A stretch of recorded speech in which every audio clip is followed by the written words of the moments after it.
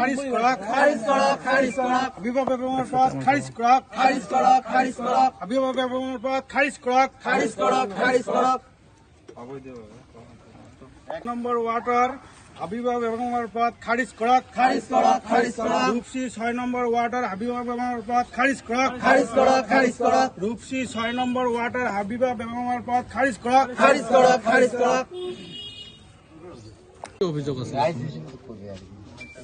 98 নং রূপসী গাঁও পঞ্চায়তৰ 6 নং খণ্ডৰ সুকেতিঘাটা গাঁৱৰ হাবিবা বেগম মোৰ এটা কমপ্লেইন আছিল। আমি আগতে অৱগত নাছিলোঁ যে তাৰ 3টা সন্তান বুলি। পিছত গম পালোঁ যে তাৰ 3টা মানে জীয়েক হয় আৰ কি। এটা জীয়েকৰ জন্ম 21 ফেব্ৰুৱাৰী 2023 হয়।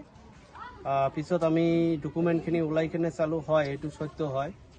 এইটো তাৰ মানে আমাৰ কমপ্লেইন এইটো আছিল যে ই আইনৰ চকুত ফাঁকি দিছে, ফাঁকি দি কেনে ভুৱা তথ্য প্ৰকাশ কৰি কেনে ই নমিনেশ্যন ছাবমিট কৰিছে।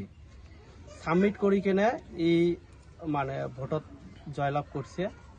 এইখিনি আমি গম পালোঁ। পিছত আমি ডকুমেণ্টখিনি ওলাৰ পিছত আমি এতিয়া DC মহোদয়ক এইটোৱে অনুৰোধ কৰিম আৰু CM মহোদয় ডক্টৰ হেমন্ত বিশ্ব শৰ্মা ছাৰকো অনুৰোধ কৰিম যাতে এইটো মানে উচিত তদন্ত কৰে।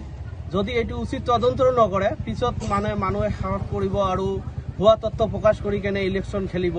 পিছত এইটো মানে বহুত খেলি মেলি হ'ব। আৰু হাবিবা বেগমকে সদস্য নেকি? তেওঁ জিকিছে নেকি? হাবিবা বেগমে জিকিছে।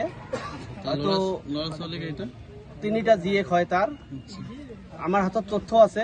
এনে নিয়ম অনুযায়ী কেইটা থাকিব লাগে? নিয়ম অনুযায়ী চৰকাৰৰ যিটো আইন আছে, আইন অনুযায়ী 2টাতকৈ অধিক সন্তান 18ৰ পিছত যদি জন্ম হয় এইটো ইলেকশ্যন খেলিব নোৱাৰে। এনেকি চৰকাৰৰ নিয়ম অনুযায়ী তেওঁ চাকৰিও নাপায়। এইটো আপুনি কেনেকৈ গম পালে? এতিয়া আমি চালিজাৰি তাৰ ডকুমেণ্টখিনি ওলালোঁ। যেতিয়া মাক গৰ্ভৱতী হৈছিল, গৰ্ভৱতী হোৱাৰ পিছত বহুত হয়তো ভেকচিনেশ্যন দিয়ে, এইটো আমি ডকুমেণ্ট ওলালোঁ। ই ভেকচিনেশ্যন চাৰ্টিফিকেট আমাৰ তাতে আছে। ই ভেকচিনেশ্যন চাৰ্টিফিকেটত ডেট অফ বাৰ্থ থাকে, মাকৰ নাম থাকে, ID থাকে। এইটো আমি ওলালোঁ।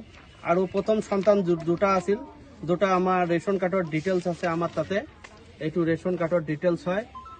ৰেচন কাৰ্ডৰ পুৰা ডিটেইলছ আছে।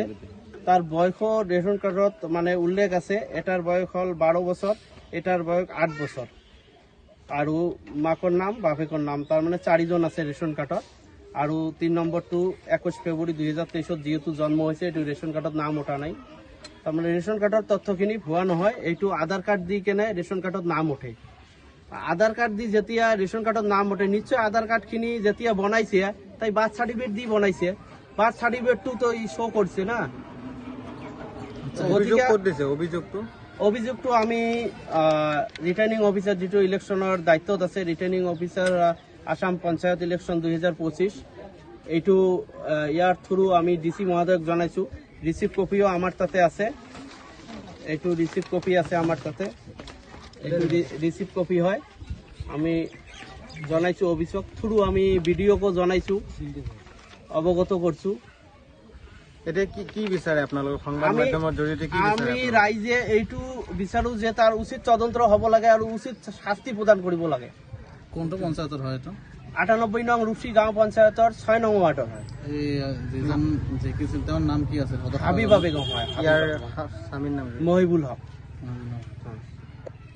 যিকোনো খবৰৰ বাবে যোগাযোগ কৰক 7099017330 লগতে 7099017110 নম্বৰত।